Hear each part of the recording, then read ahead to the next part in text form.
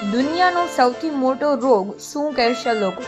આપણે આપણા સપનાઓ એટલે નથી છોડી દેતા કે આપણને પોતાની પર ભરોસો નથી, પણ એટલે છોડી દઈએ છીએ કારણ કે આપણને પડોશી, સંબંધીઓ કે પહેલા દૂરના માસીના છોકરાના અભિપ્રાયની બીક લાગે છે. શું તમે ક્યારેય પણ વિચાર્યું છે કે જે લોકોના ડરથી તમે આજે રોકાયા છો, શું એ લોકો તમારા ઘરે અનાજ ભરવા આવવાના છે? હા, એક બહુ સરસ ચિત્રકાર હતો. તેણે એક અદ્ભુત ચિત્ર બનાવ્યું હતું અને શહેરના મુખ્ય લોકો અથવા તો ચોક પર મૂક્યું. નીચે લખ્યું કે જેને આમાંથી ભૂલ દેખાય તે ત્યાં નિશાની કર. સાંજે જ્યારે તે પાછો આવ્યો તો આખું ચિત્ર નિશાનીઓથી ભરેલું હતું. ચિત્રકાર ઉદાસ થઈ ગયો અને તેના ગુરુએ કહ્યું કે ગભરાઈશ નહીં, કાલે બીજું ચિત્ર બનાવ અને આ જ જગ્યાએ મૂક, પણ આ વખતે નીચે લખજે કે જેને ભૂલ દેખાય તે ભૂલને સુધારી આપ.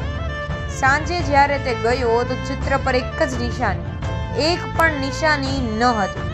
લોકો માટે ભૂલો કાઢવી બહુ સહેલી છે, પણ સુધારવી કે સાથ આપવો બહુ અઘરો છે. તો જે લોકો તમારી ભૂલો સુધારી શકતા નથી, એમના અભિપ્રાયથી ડરવાનું શું કામ? હા મિત્રો, એના અભિપ્રાયથી ડરવાનું શું કામ?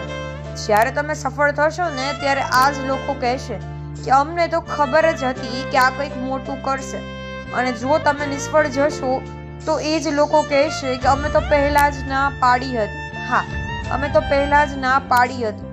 તમારા માતા પિતાના સપનાઓ એ લોકોના અભિપ્રાય કરતા ઘણા મોટા છે, અને એ લોકોની ટીકા સાંભળીને બેસી રહેવા કરતા કંઈક એવું કરીને બતાવો કે એ જે લોકો જ તમારું ઉદાહરણ આપતા થઈ જાય. તમારી લડાઈ દુનિયા સામે નથી, તમારી લડાઈ તમારી અંદર રહેલા પેલા ડર સામે છે.